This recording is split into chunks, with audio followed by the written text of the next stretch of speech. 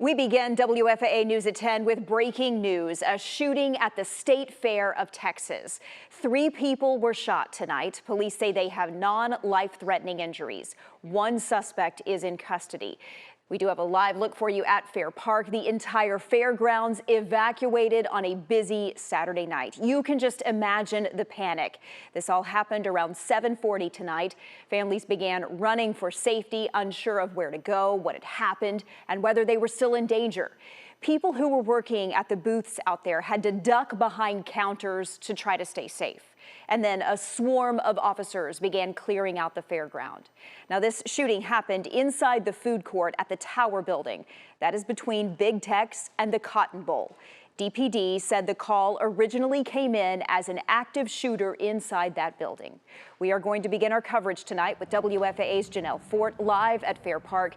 Janelle, police just wrapped up a briefing a little while ago. Tell us what you know. Well, Teresa, Dallas police didn't have much more information to share about what sent fairgoers here frantically running through the park just about 3 hours ago. As you can see, things have calmed down quite a bit since that shooting. We are still working to learn more about what exactly happened here. I want you guys to know that police say this started in the food court area where one man shot at another man. Again, that was around 7:45 this evening.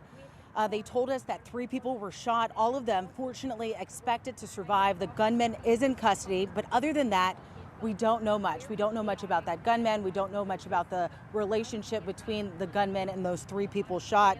A motive is unclear. I spoke with a number of people who described the scene as scary and chaotic, especially because it took so long for the fair to make an announcement letting fairgoers know that there was an active shooter situation. One woman who was in the rodeo told me that all of a sudden people began rushing inside, hiding in bleachers and behind tractors. Another man who was here said that he and his family had to climb under the fences that surround the park here to get out once they were told to evacuate. And I also spoke with a reporter for our sister station in Tyler who was here working at one of the food booths. Here's how she described the scene. That's all you saw was people running and screaming without any actual confirmation that there was a shooter somewhere. And where we're located, we're at one of the stands that it's kind of close to the food court, not really. So it's a tower building that's kind of right behind us in the corner, but we didn't hear anything. And so we're still working and serving. And unless the guy next to us would have told us, hey, there's something happening, we probably would have kept serving people. I mean, and then the obvious people running, so. And that lack of communication was what has a lot of people upset about the shooting that took place at what's supposed to be one of the funnest things to do here in Texas. Teresa. Now, okay, let's run through the timeline a little bit because DPD said they got the call for an active shooter at 7:40. We know that the State Fair posted an alert at about 8:05 p.m. on social media that said DPD was investigating a shooting, that Fair Park was being evacuated. So did fairgoers or those workers get any other warning that something had happened?